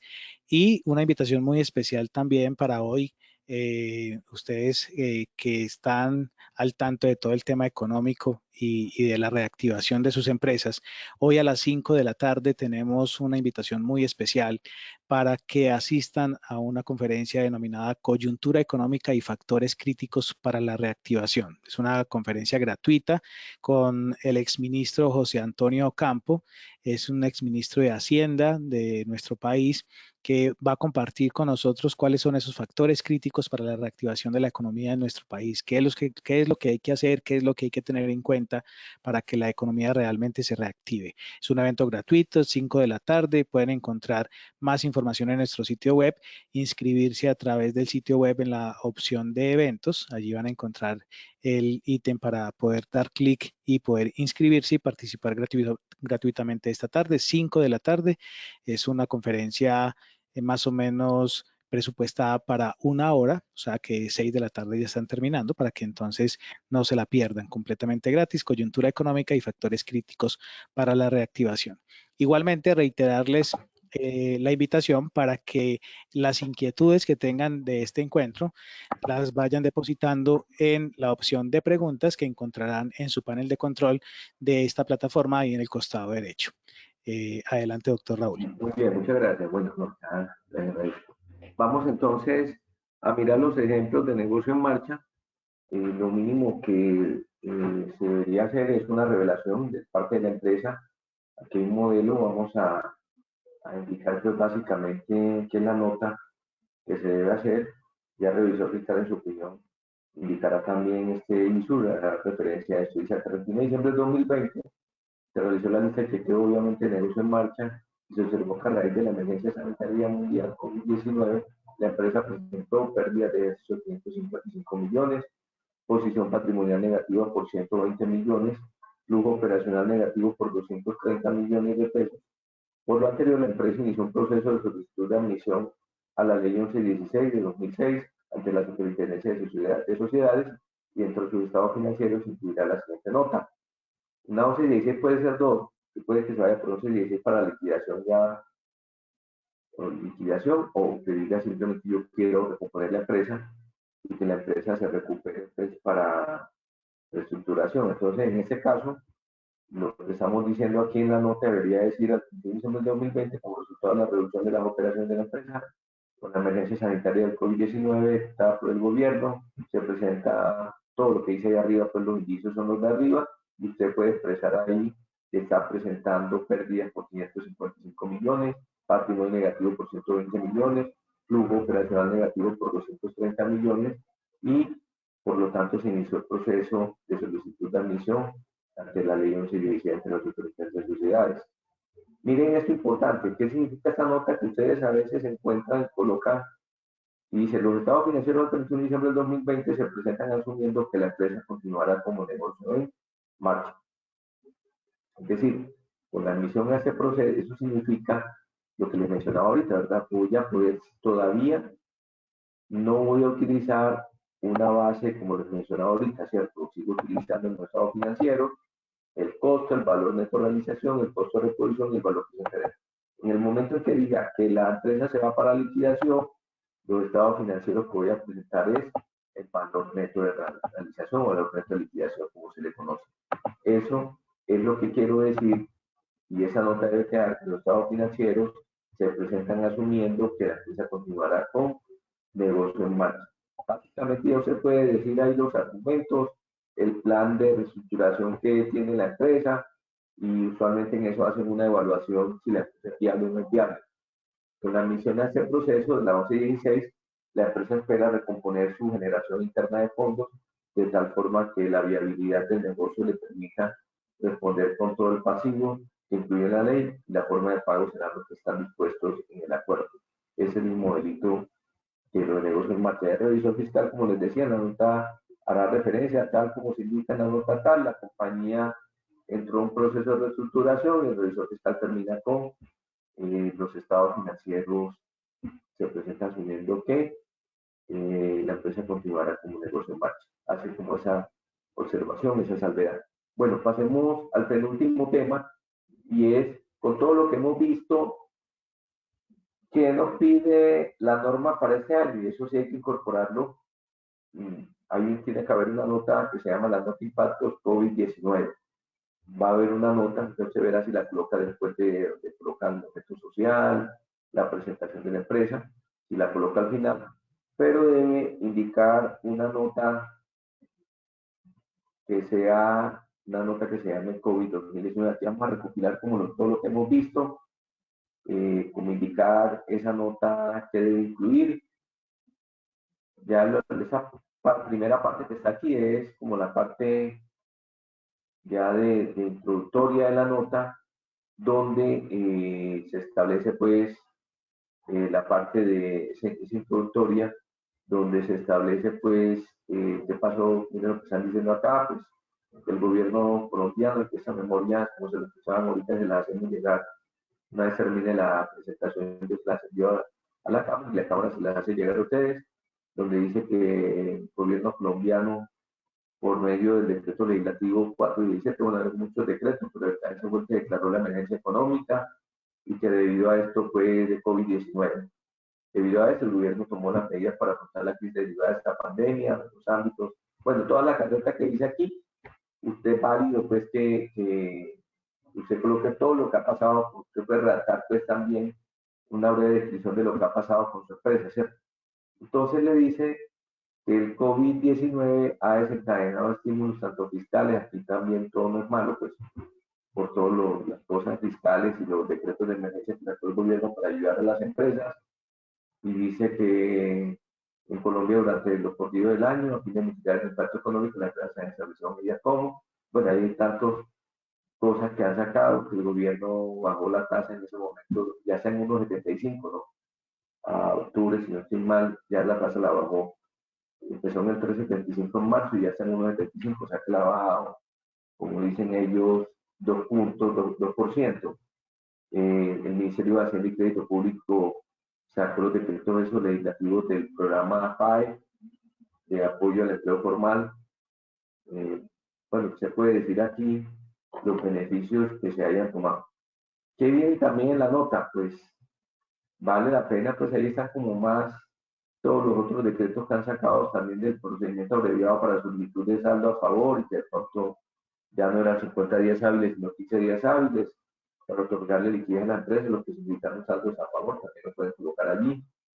Lo que tiene que ver también es la ampliación del pago, una segunda cuota, que ya la deben hacer ahora para noviembre, pues de esos días. Y eso le generó pues mayor liquidez a la empresa, eso le puede, está generando esa mayor liquidez para las empresas. Usted también puede cuantificar ahí como todos esos beneficios de lo que mencionó aquí arriba, usted lo puede cuantificar ahí abajo, cuánto fue el saldo a favor, pues ya esto es informativo, no es de ajustes, esto es informativo. ¿Cuánto fueron las solicitudes de saldo a favor del procedimiento obligado que recibió? El programa del PAE, el programa de apoyo a la prima, el valor de la segunda cuota que la aplazó, pues cuánto fue, los préstamos. Y aquí está uno, falta uno que fue beneficio y que no fue, que lo tumbó la Corte pues constitucional, que fue el famoso de las pensiones, donde el famoso pues de las pensiones, que fue el 3,3, ya se me olvidó pues el porcentaje, que bajó el punto de 75 pues del aporte de seguridad social, y eso. La Corte no lo tumbó, pues allá creo que faltó la firma de unos ministros, el secretario privado pues que emite los decretos, yo no sé si ya lo cambiarían, pero le faltó esto, pues entonces se acuerda que eso la Corte lo tumbó, tenían que pagar los aportes, pero que se reglamentaría cómo se haría todos los aportes. Hay muchos empresarios que están diciendo, bueno, ¿y qué hacemos ahora con empleados que ya se retiraron? ¿Cómo hago para cobrarle eso? Etcétera, etcétera, etcétera. Eso yo recuerdo algunas empresas que dijeron, no, no, no vamos a coger porque aquí tenemos empleados ya que se van a jubilar y les afecta cerca a su jubilación, pero la mayoría de las empresas que tenían gente joven que no incidía en la jubilación, pues se muere por este lado. No obstante, ese también podríamos decir que fue un beneficio como por un par de meses. ¿Qué tenemos aquí? Pues ya el impacto de la nota COVID, todo esto hace parte del impacto de la nota del COVID, donde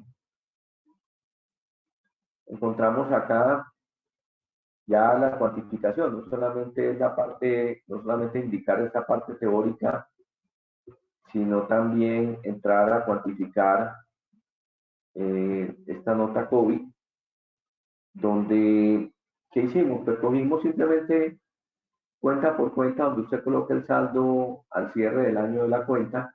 Miremos el caso de las inversiones, que es la primera cuenta que uno mira, aquí es como un repaso de todo lo que hemos visto de las cuentas. Y dice que el saldo tiene 41 millones de pesos. ¿Cuáles son los riesgos? Obviamente pérdida en valor de la inversión y volatilidad que ha habido en la tasa de cambio, en la tasa de rendimiento de esas inversiones, la volatilidad. Calificación de riesgo, pues bajo, dependerá de cada uno, lo definirá, ¿cierto? Si es bajo, si es alto, si es medio, ya dependiendo de la materialidad de la empresa, usted define el impacto. Yo no sé si ustedes recuerdan el tema de la materialidad, yo no lo incorporé acá, pero voy a mirar a ver si tengo, eso está en una mía, reglamentado que una norma de auditoría, pero la materialidad está en la norma 1, habla de materialidad, que es la definición de materialidad. Segundo, a ver si encuentro aquí un documento. Aquí está. Bien importante eso, y porque ustedes me van a preguntar ahorita, esto que estamos viendo acá del impacto del COVID, eso que estamos viendo aquí del impacto del COVID, ¿de qué depende? Pues que yo lo clasifique bajo, alto, medio. Pues les cuento que va a depender de la materialidad de la empresa. Ese impacto va a depender de la materialidad de la empresa. Entonces, les mostraba aquí un documento que existe una NIA que se llama la NIA 320. En esa NIA 320 se llama, están los auditores, pero si usted encuentra la materialidad, la encuentra en el marco conceptual, la encuentra en la NIC 1, que es genérico. ¿Y qué es la materialidad? Pues es la cifra que usted define en los estados financieros y es el monto tolerable máximo de errores que podrían haber para saber si los estados financieros se presentan razonablemente o no son razonables. Es decir, ¿qué tal que a nosotros nos dijeran que los estados financieros deben presentarse exactamente? Pues muy seguramente tanto contadores como revisores fiscales ya todos estaríamos ahí en la cárcel, ¿no? Ahí en ese hacinamiento ahí, pues, o bueno, lo que mejor nos iría, ¿no? De pronto casa por cárcel, porque no estamos diciendo de que los estados financieros tengan errores, pero la clave es que no sean errores materiales. De ahí pues que está este tema de la materialidad, les voy a mandar este documento también, me parece importante que lo tengan, yo no se los voy a leer todo eso, pero se vuelve como un benchmark para definir la materialidad. ¿Qué es lo que dice? Pues mire, aquí está, ¿verdad? Yo le voy a plantear aquí, les voy a plantear acá y miren lo que está aquí, pues hay un benchmark donde me dicen, este sí lo trae la NIA 320, es la que mejor trae regulado en esto, que la NIA 320 es la norma internacional de auditoría 320, que la deben aplicar los revisores fiscales, los que hacen auditorías. Los contadores, pues también deben definir una materialidad, porque está también la norma de presentación de estado financiero. Entonces, la NIA 320 dice que la materialidad, usted la calcula con estos indicadores, son los que dan. Pueden haber, usted puede decir, ¿puedo utilizar otros? Sí, pero usted mira y dice utilidad antes de impuestos entre el 5 y el 10%, utilidad normales antes de impuestos, ¿a qué se refiere? Ustedes me preguntarán, ¿qué será esta utilidad antes de impuestos y esa utilidad normal? Que a veces hay eventos de utilidades antes de impuestos que fueron afectados por un año puntual. entonces usted la normaliza, entonces eso generó una pérdida en un año puntual, pero que usualmente usted venía con una utilidad normalizada. Cuando digo normales antes de impuestos, es cuando la estadística de utilidades que usted trae los últimos, por decir algo, los últimos 3, 4 o 5 años. Entonces se llama la utilidad normal antes de impuestos. Esta es la del periodo actual y esta sería la de periodos anteriores, la normal. Es decir, usted dice, este año es un año atípico, la pérdida no me sirve, yo voy a utilizar una materialidad que está normalizada y toma los años anteriores. Las ventas totales, entonces miren que me da un porcentaje del 0.5 al 1%, los activos totales del 0.5 al 1%, el capital del 1 al 2, el capital aquí hace referencia al patrimonio, y los activos netos, que en este caso, perdón, el total de, perdón, capital es la cuenta de capital, y activos netos hace referencia al patrimonio. Entonces, si ustedes miran, pues hagamos un ejemplito sencillo aquí, lástima que no me deje, déjenme ver si tengo un documento aquí en Excel de materialidad que me ayude a, cierto que, bueno, les voy a dejar de presentar un momentico y aquí voy a realizar un documento.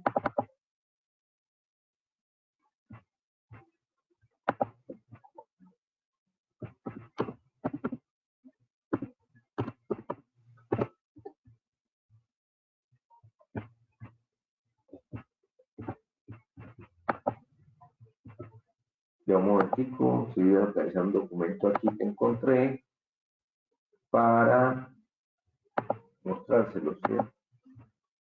Listo, entonces aquí lo tengo, ahora sí vuelvo otra vez, activo la cámara, ahí están viendo el documento en Excel, ¿cierto? Entonces, miren lo que vamos a hacer aquí.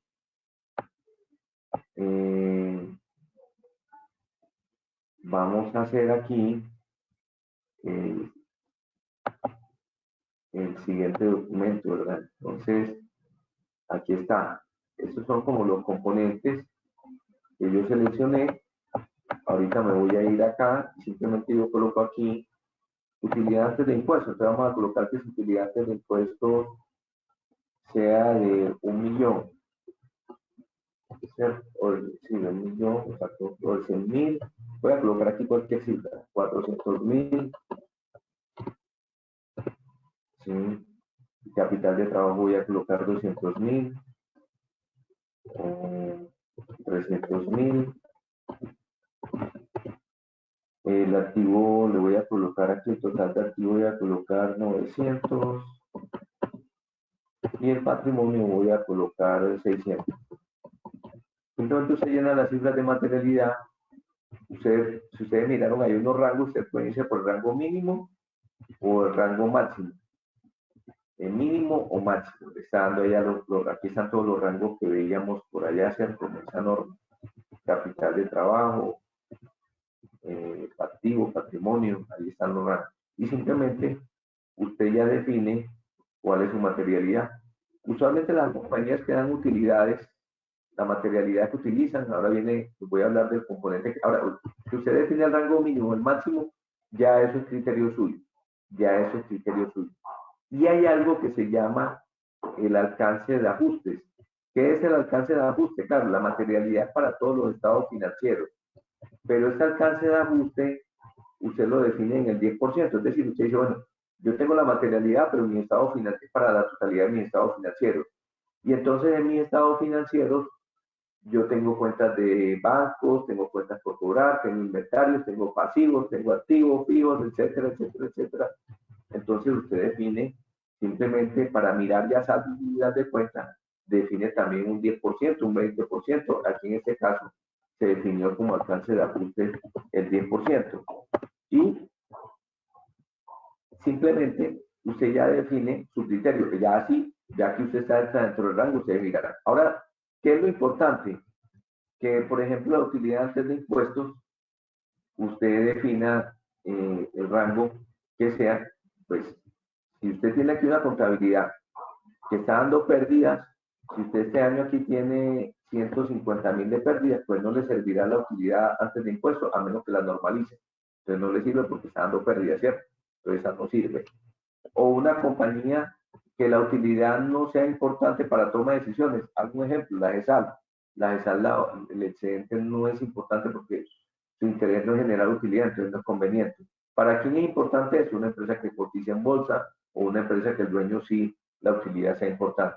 Si usted no tiene utilidades, entonces dice, bueno, puede trabajar los ingresos, ¿cierto? Trabaje con las ventas, que son los ingresos, puede utilizar la materialidad también.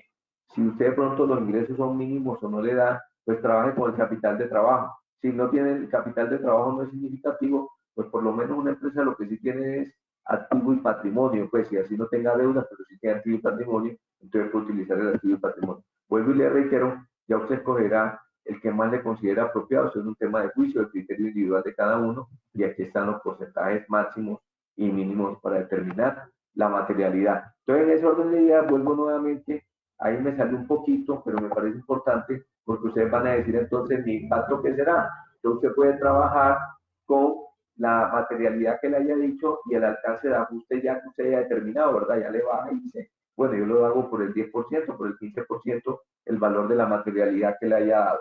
Con eso usted define entonces si el impacto, el ajuste que usted va a tener en su cuenta va a ser bajo, va a ser alto o va a ser medio. Cuentas por cobrar comerciales.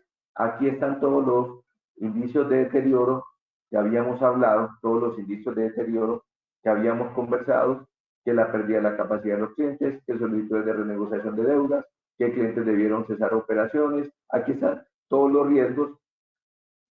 Aquí está el impacto en el caso de cartera, si es alto, son 838 millones, el riesgo es alto, y aquí está también, usted puede tomar las medidas tomadas, ¿cierto? Bueno, venga, en el caso anterior de las fiducias que tuvieron una volatilidad, pues vamos a manejar eso en cuentas bancarias o traslademos las cuentas hacia los bancos para que eso no nos afecte mucho. Y el tema de aquí en cartera, pues ahí está la gestión de la cartera y la política de deterioro también la ajustó y la corrigió, pues está ajustada y usted realizó el deterioro de cartera conforme lo que dice la norma. Los inventarios, pues, el saldo de la cuenta, medio, aquí están los riesgos de deterioro por obsolescencia o por pérdida en valor de disminución de los precios en el mercado, la gestión de venta, política de deterioro y ajuste, los activos fijos, pues ya usted determina, ya dependiendo del impacto de la materialidad que le voy a hacer llegar, y aquí también está el tema de los pasivos, pues cómo le impactó, pues todo el tema de demandas, incumplimientos, contratos onerosos, cómo le impactó, si fue alto, y ya usted ahí pues eh, ya define pues en cada uno. Los gastos por implementación de protocolo de seguridad, cuánto se gastó, y usted cómo lo consideró, si fue alto, si fue medio, si fue bajo, si gastó mucho, si gastó poquito, si se gastó la mitad. Todo eso hace referencia aquí a esos gastos por implementación de protocolos de bioseguridad.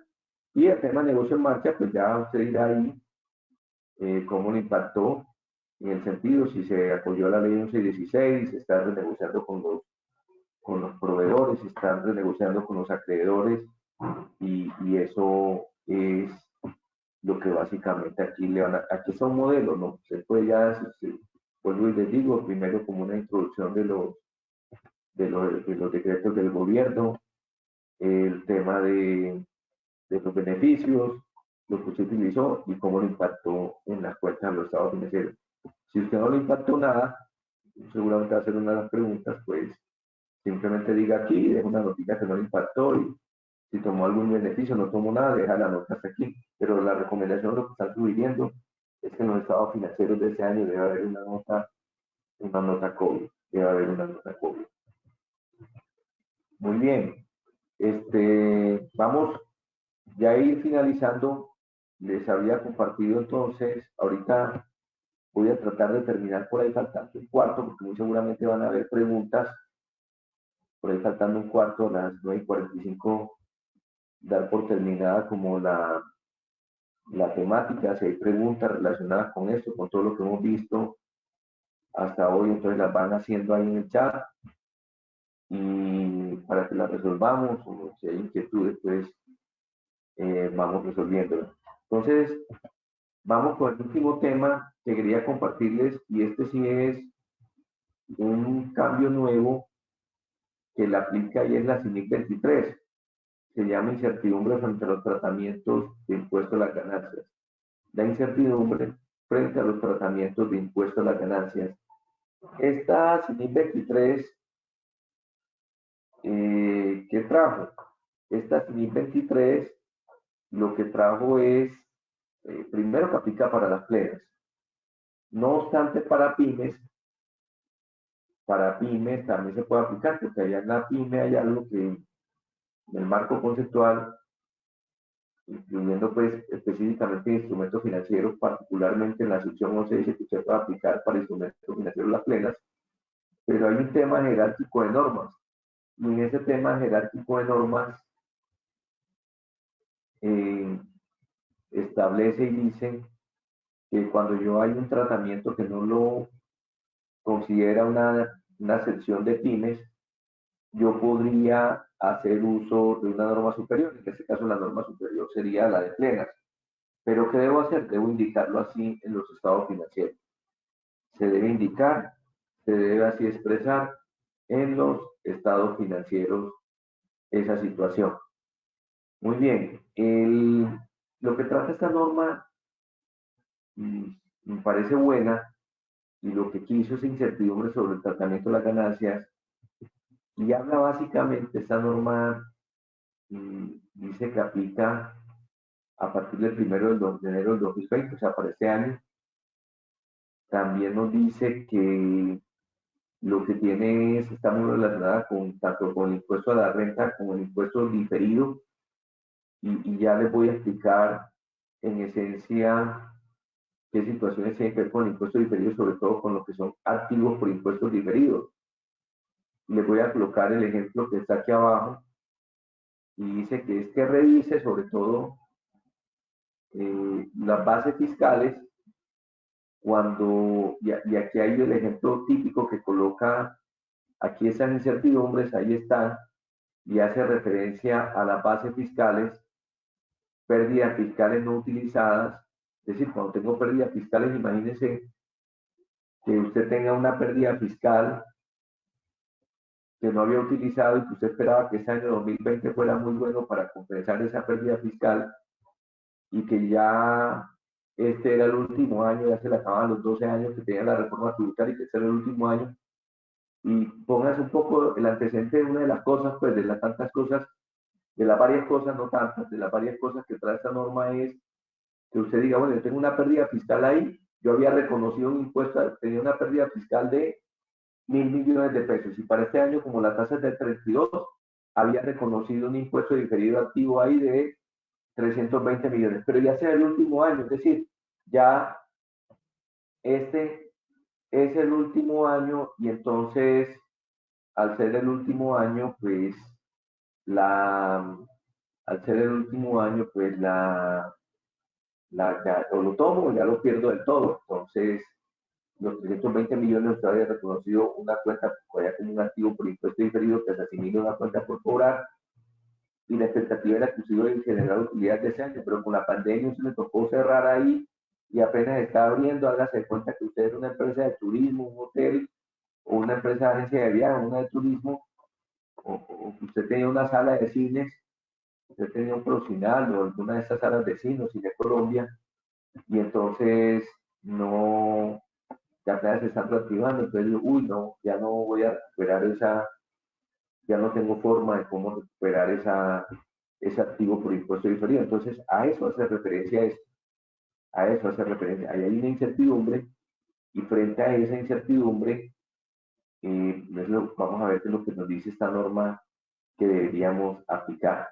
Entonces, ¿qué es lo que está diciendo acá? Pues mire, cada vez que hay una incertidumbre, eso va a reflejar las circunstancias o los hechos por un cambio, por algo que usted creía que iba a ocurrir, pero ya no va a ser así, como el caso que le mencionaba de la pérdida fiscal, donde usted tenía pérdida por 1.000 millones de pesos, tiene un impuesto, un activo por impuesto diferido por 320 millones de pesos, y que ya sabe que se pierde ese año y no lo va a utilizar.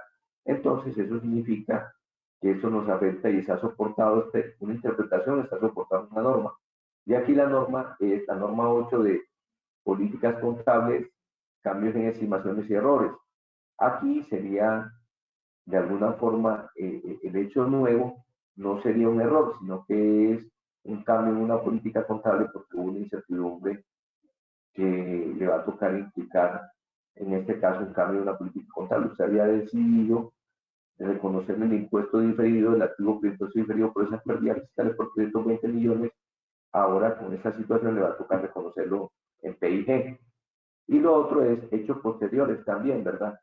Pues simplemente sustenta que un hecho posterior, un hecho después, pero digamos que ya pasó el balance, pero lo que quiere dejar esto, y ya les voy a explicar por qué si lo trata como un hecho posterior, es que la incertidumbre se la conoció este año del COVID y es el típico caso, entonces ya usted no va a poder recuperar ese impuesto, entonces lo asume como si fuera, lo que le está diciendo aquí es, mira, eso en ese caso no debería reconocerlo como un evento del año 2020, deberías hacerlo, o si es del 2020, pero te voy a permitir que tengas un tratamiento, yo voy a ser benevolente contigo para que no afecte tu PIB del año 2020, sino que lo vas a llevar como a utilidades retenidas, como si fuera un cambio de política contable en este caso, te lo voy a permitir manejarlo en el patrimonio de utilidades retenidas, el ajuste que vas a hacer. Es decir, los 320 millones que había reconocido en periodos anteriores por esa pérdida,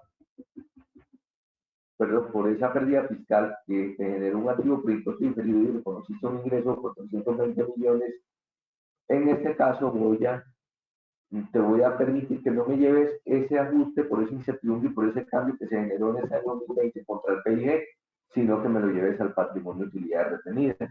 Y esto es lo que en esencia busca esta norma y plantea.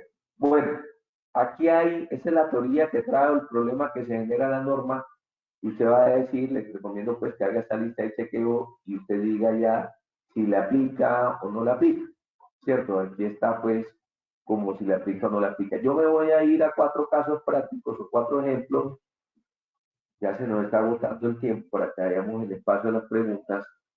Me voy a ir a 4 ejemplos que son prácticos y habla de una compañía, siempre va a ser esta, se llama almohadas y colchones, almohaditas y colchones, y que al 31 de diciembre del año pasado, este es el típico caso de las pérdidas fiscales y exceso de renta presuntiva presentada por 635 millones.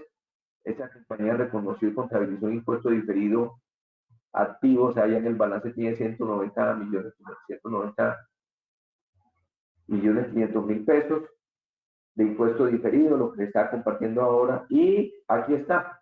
¿Para qué les voy a decir? Pues yo llegó el 2020, el tema del COVID, la empresa entró en dificultades financieras, y la recomendación, este es el primer caso donde nos están diciendo que ese primer caso, ahorita lo vamos a ver, cuál es el tratamiento, vamos, miremos los casos y ya miramos el efecto de los ajustes contables y la nota que se debe hacer por la aplicación de esta norma. Entonces, ¿qué hay que hacer aquí? Pues esos 190 millones que ya no voy a poder recuperar, me toca llevarlo a resultados, pero no lo vamos a llevar a resultados, sino que lo vamos a llevar al patrimonio. Entonces, tengan presentes en el primer caso que tengo esa incertidumbre y que ya tengo claro que no voy a recuperar ese activo por el periodo de 190 millones.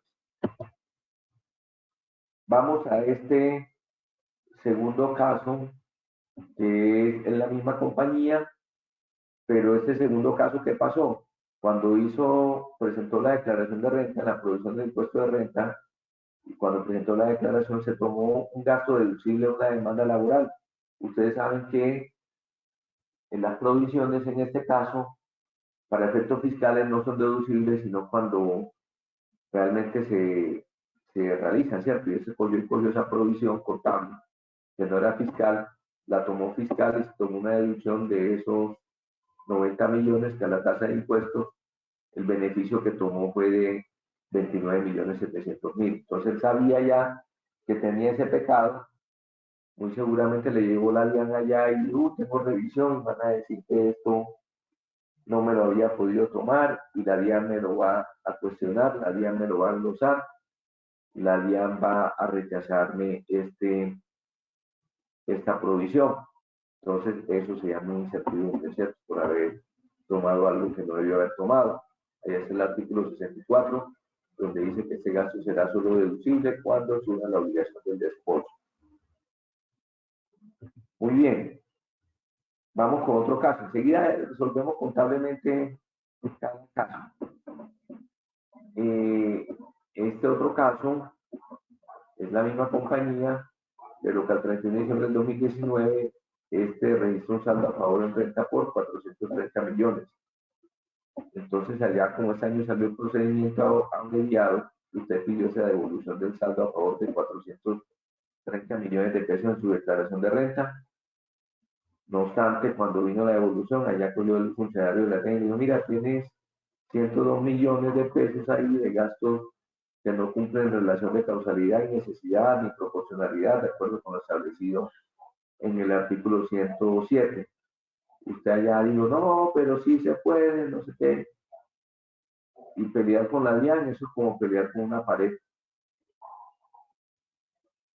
Pelear con la DIAN fue como cuando, recuerdo un caso que es cuando una empresa que perdió un negocio cuando estaba el presidente Chávez vivo, que en Venezuela eso iba por las calles pues, con su boina y decía, este es el almacén Éxito, expropiese, esta casa expropiese, esta planta de árbol y todo era expropiese. Entonces los abogados, no, pero yo me conseguí el mejor abogado y de eso vamos a recuperar esa inversión, etcétera, etcétera, etcétera. Entonces, el expropiese, que vimos aquí en el caso del expropiese, es en el caso del propio es que aquí con la guía ya no hay nada más que hacer, pues ya le toca ahí disminuirse ese saldo a favor, pagar la sanción y volver a presentar la declaración de renta. Y por último, este sí fue el más olímpico, registró un pasivo que era un pasivo real facturado con un ingreso diferido por 800 millones. Dice que no obstante, cuando usted revisó, tenía ya la duda, encontró que eso debía reconocerse, ya llegó la DIA y le dijo que eso ya era un ingreso y que el otro reconoció el costo, entonces también debía reconocer el ingreso, y por lo tanto era un ingreso grabable del año 2019 y usted debió haber reconocido el impacto, el efecto que iba a tener eso, no pagó el impuesto, entonces eso le va a implicar pues un impuesto de 264 millones de pesos. Entonces, con esos cuatro casos creo que quedan bien suficientemente ilustrados lo que busca esta norma y digamos que cuál es el beneficio que trae la norma. La norma le está diciendo lo siguiente, que ¿sabe qué? Todas esas, de acuerdo con esto ya fue incorporado, esa sinistra en el decreto 2270 del 2019 y dice que también entra en vigencia a partir de ese año para las compañías que son plenas. No obstante, si usted pyme y tiene algún tema y alguna situación, un problema similar, lo puede aplicar. Y lo que está diciendo esto es que este efecto se debe manejar en el patrimonio, es decir, como si fuera un ajuste, como todo esto es del 2019 usted lo va a hacer en el 2020, entonces es como si fuera un eje corrigiendo o una política o un ajuste de un periodo anterior, porque hay cosas que son ajustes y lo debe corregir, dice que eso se debe corregir, afectando el saldo inicial de sus utilidades retenidas en su patrimonio. Entonces, ¿qué va a hacer usted? Pues mire, el impacto en el estado de situación financiera al 1 de enero del 2020, me toca hacer ahí como una reexpresión, pero voy a mirar el impacto al 1 de enero del 2020, lo que me está diciendo, mira, el saldo a favor del impuesto de renta, ¿cierto? De pérdida fiscal y exceso, que te da aquí está como corrido, ¿cierto? El punto 3 del saldo a favor de renta de 33 millones de pesos que te glosaron y el impuesto diferido activo por los 190 millones de pesos, entonces eso te va a disminuir los activos, ¿cierto? Porque usted tenía ya el saldo de renta que ya no va a poder recuperar una parte y tenías el impuesto diferido activo. Entonces, lo primero que yo le voy a dar de baja o disminuir eso de mis activos. Y el, eso disminuye los activos. ¿Qué va a pasar con mi provisión de impuesto de renta corriente? Pues lo debe aumentar la provisión por el gasto no deducible, por el tema de la demanda laboral que se tomó como deducible, entonces va a aumentar la provisión de impuesto de renta. Bueno, y no estoy calculando aquí efectos de sanciones y eso. Y adicionalmente se aumenta el impuesto de renta del pasivo por por el tema también se aumenta por el ingreso diferido, por la parte del ingreso diferido ya también que no había considerado. Entonces, así las cosas, el total del pasivo también se me sume 63 millones de pesos, ¿cierto? Todos esos ajustes que están acá, que son negativos, me dan 287 millones de pesos y eso me va a afectar las utilidades retenidas que yo traigo. Tiene sentido. Me dice, mire, esos son incertidumbres que usted sabía que tenía, pues lo llama como incertidumbre algunas, pero en el fondo otras eran errores que usted había cometido. Le voy a permitir que como este es como este muy seguramente y le conviene a usted, era un año malo y usted tenía eso y se le aparecieron esas cosas, entonces me lo lleva ya al patrimonio y disminuye el patrimonio en ese efecto de 287 millones.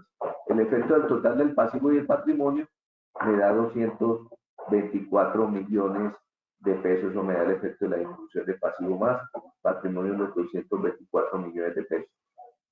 Les recuerdo que ya estamos en NIF y que ya no existe la cuenta de errores de ejercicios anteriores. Esa cuenta, si está en el PIG, le quedó mal, o está mal, o usted no está aplicando bien las NIF, porque cualquier error de un ejercicio de años anteriores debe reconocerse contra el patrimonio de utilidades retenidas, sea material o sea inmaterial. Lo que pasa es que si es material, le está obligado a reexpresar y a presentar 3 columnas, el año anterior reexpresado 2019 y los saldos al 1 de enero del 2019 también. Y en este caso la norma lo que me dice es haga el ajuste y no reexprese, no tiene que reexpresar, simplemente afecta aquí el 1 de enero del 2020 y ya no existe la cuenta de errores de ejercicios anteriores en el PIG. Bueno, señores, con eso doy por terminado ese tema. Quería compartírselo porque es un tema nuevo de este año para que lo tengan presente. Voy entonces a abrir el espacio para que me informen si hay preguntas, si hay inquietudes.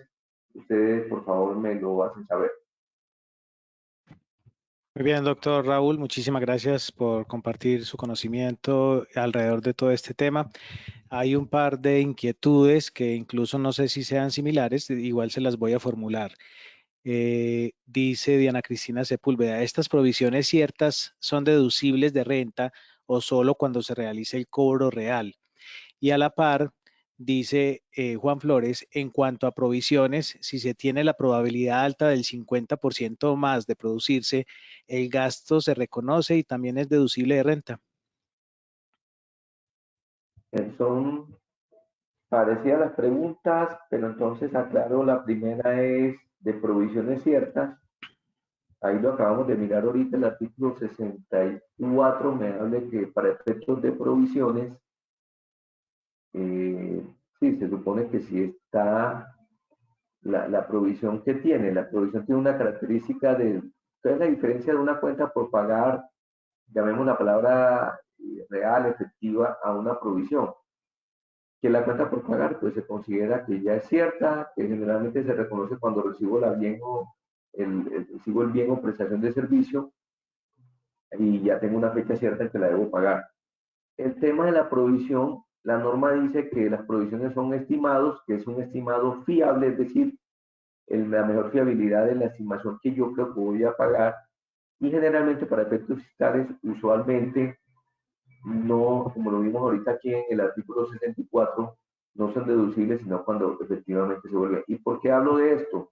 Porque estas provisiones, sobre todo una demanda, usted hace una estimación, no necesariamente es lo que usted va a pagar. Y ya cuando se liquida la demanda, la provisión, ahí sí ya es lo que se va a pagar. Entonces se vuelven deducibles con el artículo 64 que miramos cuando efectivamente se paga.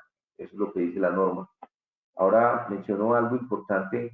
Hay un artículo que es el 771, pero este hace relación a provisiones que usted haga de servicios que recibió, pero que usualmente no le han llegado a la factura, pero ahí yo no lo vería más inclusive ni como provisión, sino que para mí yo recibo un servicio, ya sé cuánto es, pero no me llegó la factura este año. Ese artículo 771, si no estoy mal, permite que así la factura llegue al año siguiente, usted la recibe al año siguiente, por medio de ese artículo revíselo bien, pero si es factura de bien o servicio, no estoy hablando de provisiones de demandas, contingencias, ni las que vimos de los avales, ni las que vimos de garantía, esas no, esas serán deducibles con el 64. Estas que son de bienes y servicios, que son de bienes y servicios, sí van a ser, en este caso, pueden ser deducibles y tomadas como deducción de acuerdo con el artículo 71 siempre y cuando usted reciba la factura en el periodo siguiente. Eso es lo que uno entiende o interpreta de esa lectura del artículo 771 del Estatuto Tributario. Me recuerdo la segunda pregunta, a ver, ¿cuál Claro, es? la segunda es en cuanto a provisiones, si se tiene la probabilidad alta del 50% o más de producirse, el gasto se reconoce y también es deducible de renta. No, recuerdo que no. Reiterando un poco, lo que vimos, voy a devolverme un poquito aquí en esa parte. Eh, eh, Primero, pues miremos lo que dice pues, el artículo 64. Aquí por aquí en alguna parte lo vimos. Aquí está. En este caso, cuando veíamos el ejemplo de el que tomó la provisión de la provisión de, pues, el cálculo de la provisión de renta y tomó como deducible la demanda laboral. Así que aquí le respondemos en el ejercicio de la 2023. Mire lo que dice aquí. El artículo 64 dice que el gasto será deducible cuando surja la obligación del desembolso. Así lo habla, ¿cierto? Entonces, aclaro algo relacionado con lo que vimos aquí en la norma, en esta norma de provisiones y contingencias, y es lo que dice la regla de esa norma. Dice, mire, usted sí es 50% probable, más del 50% probable que usted va, recuerden que es, un pasivo es una obligación que tengo hoy, producto de un evento pasado, es decir, que ocurrió algo en el pasado, en el caso de las demandas es porque, para que hagamos un repaso de lo que vimos, es porque yo tenía un empleado y simplemente cuando lo despedí no le pagué la indemnización. En el caso del aval fue que yo me comprometía ya a ser avalista y si quedó mal fue ya inmediatamente ahí, es el evento pasado. En el caso de la garantía fue cuando hice la venta y que mi producto pues históricamente ya sé que puede presentar reclamaciones y el otro se me escapó, ¿verdad? El del contrato oneroso es porque ya tenía un contrato y sé en ese momento que el precio de mercado de vender ese contrato está más bajo que lo que genera el costo. Entonces el evento que es pasado y que me va a implicar hacer un desembolso o voy a tener una pérdida futura. Miren lo que dice aquí. Si esa estimación, eso es fiable y se reconocerá como provisión. Solamente será deducible cuando efectivamente se cierre la transacción. Solamente será deducible en el caso de la demanda, pues cuando pague todo el tema laboral al año siguiente, a los 2 o 3 años. En el caso de la garantía, cuando se me reclame, lo que es deducible es el gasto real que incurra por la garantía. En el caso del aval, podría tener su cuestionamiento allí, porque en el caso del aval yo le serví de avalista, yo pagué, pero pueda que la DIAN se le salga y le diga, yo no lo mandé a usted que fuera avalista de nadie, y además eso trate de recuperar la cartera, ¿verdad? Entonces, usted lo que hace cuando pierden el aval es que inmediatamente, si usted paga, pues usted le reconoce inicialmente una cuenta por cobrar, pero si el otro no pagó, porque muy seguramente no le va a pagar a usted la cuenta por cobrar, entonces usted le va a tocar castigar esa cuenta por cobrar. ¿Y qué dice allá la DIAN? Pues que dice el tributario frente a eso, que solamente son deducibles, uno de los requisitos para que sea deducible una cuenta por cobrar, es que haya sido una actividad generadora de renta y en ese caso en la cuenta por cobrar no pasó como un ingreso, no se obtuvo un ingreso correspondiente a una actividad generadora de renta. Entonces la DIAN dice, como eso no me generó un ingreso que haya sido grabado anteriormente, entonces tampoco te vas a poder tomar aquí un costo o un gasto deducible cuando castigues esa provisión. Es decir, aquí hago una acotación y es importante eso, que a veces no leemos, no leemos la parte deducible, pero no leemos todos los requisitos. Y en las cuentas por cobrar, usualmente son deducibles las que pasan por la actividad generadora de renta, los que sean de cuentas por cobrar por préstamos a los socios, de cuentas por cobrar a los empleados, de cuentas por cobrar a vinculados económicos, de cuentas por cobrar en este caso de avales y eso no aplica la deducibilidad porque eso no pasó por el ingreso. Bueno, yo espero haber respondido la pregunta. No sé si hay alguna otra inquietud, alguna otra pregunta frente al tema que hemos revisado en esas 2 sesiones. No, doctor Raúl Menco, realmente no hay más inquietudes por parte de los empresarios. No nos queda más que usted ya nos genere como estas conclusiones y esos aspectos a tener en cuenta ya como cierre de este encuentro que hemos tenido durante estos 2 días. Sí, bueno, muy bien. Yo lo que le sugiero es, eso de lo que acabamos de ver es lo que ha establecido, voy a resumirme acá, lo que está en el índice, lo que ha establecido que es un año difícil, un año duro, por lo que ya habíamos hablado. Nuevamente reitero la conclusión, estos números que estimaciones de pérdidas o caídas en los PIB todos son negativos, no veo ahí ninguno que sea positivo. Eso va a generar unos resultados negativos que necesariamente tendrán que ver en los balances.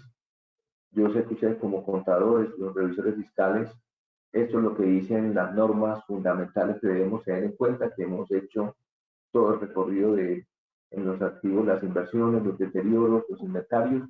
Sé que va a ser difícil porque los clientes no van a querer reflejar pérdidas, pero creería pues que eso es lo que debemos hacer. La nota COVID, ahí está la nota COVID, hacer la revelación de negocio en marcha, eso no es que sea un pecado decir que la situación fue mala, pues de hecho ya todo el mundo sabe que el año va a ser muy duro, pocas empresas, como les mencionaba, presentan resultados positivos, otras a duras penas pues ahí logran punto de equilibrio y la mayoría podríamos decir que un 70% pierde. Y ese tema de la incertidumbre, finalmente la nota del modelo de COVID está ahí, deben colocarlo. Ahí está como todo el tema de la teoría, el tema técnico para tratar en ese cierre, que lo deben incorporar en las notas del estado financiero.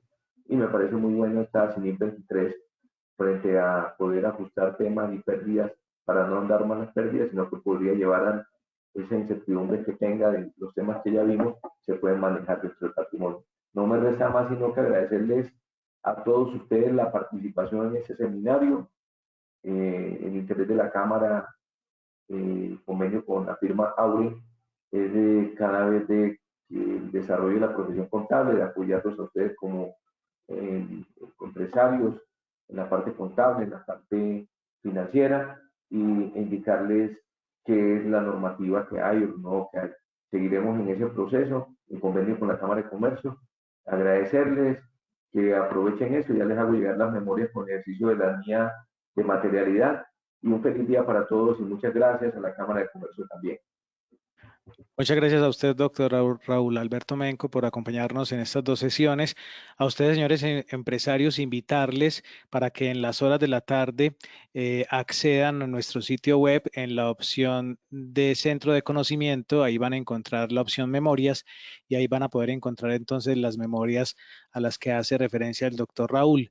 Igualmente, invitarlos para que en las horas de la tarde también a través del canal de YouTube de la Cámara, le encuentran como Cámara de Comercio Burrasur, encuentran esta y la anterior sesión también para que ustedes puedan reiterar, resolver inquietudes, volver a ver todo lo que se dijo durante estas 2 sesiones. Así que están todos cordialmente invitados.